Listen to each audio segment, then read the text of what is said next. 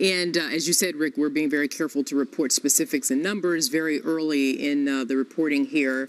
They don't know. We're waiting to find out what's happening as well. What we can tell you a little bit now about is San Francisco Airport. As you probably know from flying out of there, it's approximately 13 miles south of the city, and it covers some 5 square miles. It's the 10th busiest airport in the U.S., and the 25th busiest airport in the world, handling over 500,000 passengers.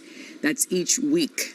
The airport itself averages over 1,000 flights per day. It is the international terminal. It's also the largest international terminal in North America. And we are looking at pictures of the schematics of the airport on the right, and on the left you're looking at the crash scene. That is that flight 214, Asiana flight from Seoul, South Korea, was supposed to land safely there at runway 28 left, and something went wrong at the very final moments of the landing, according to Robert Mark, who we just spoke to. He's a commercial pilot who has in fact flown into SFO himself. And we also had our own John Scott, anchor of Happening Now, also a licensed pilot, talking about who or what, if the computer would be in control at that point in the landing, or if in fact the pilots are in control. And both are saying at that point it's usually the pilot, that it is it's land by hand. And according to weather reports, Rick, as you know, the weather conditions there were pretty perfect. So it is on the bay, though, and of course San Francisco is known for a lot of wind, and so that could have very well played a role. It's just too early to say, but John was talking about a phenomena called microbursts, which is where a sudden airflow change can cause a lot of problems for a pilot who is trying to land at San Francisco International or any other airport for that matter. And you were talking about 28L. That is one of the runways that juts out into the San Francisco Bay. It's the one that sort of heads in the most easterly direction. As we took a look a moment ago at the map of the different runways at SFO, and they sort of make a cross heading not directly north, south, east, west, but sort of in that direction. And 28L is the one that heads off into the bay to the east, and that's where this took place.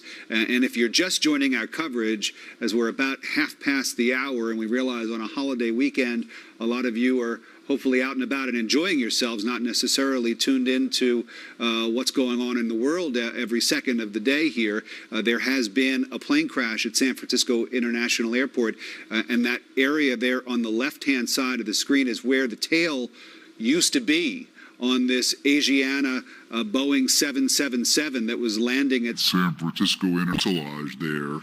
Holes the result of intense flames and fire.